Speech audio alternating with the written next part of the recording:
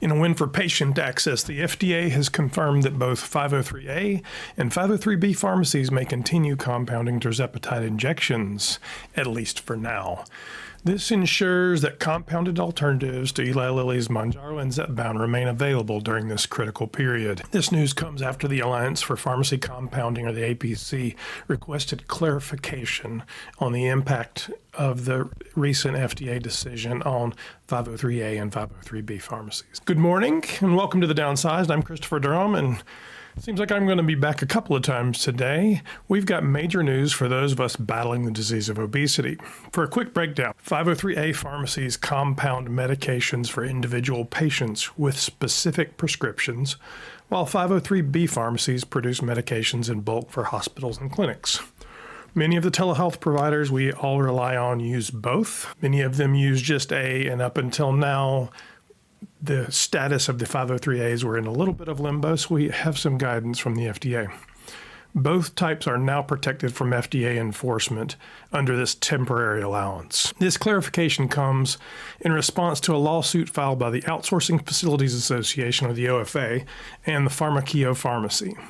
Their legal challenge argued that the FDA had relied on incomplete data and moved too quickly when it removed Tirzepatide from its shortage list on October 2nd.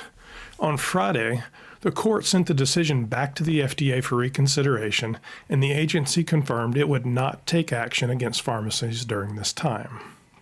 Scott Brunner, CEO of the Allowance for Pharmacy Compounding, or the APC, emphasized the importance of the FDA's decision, the abruptness of the FDA's resolution of the Tirzepatide injection shortage left thousands and thousands of patients stranded with a prescription that could no longer be filled and no speedy means of transitioning to the FDA-approved drug.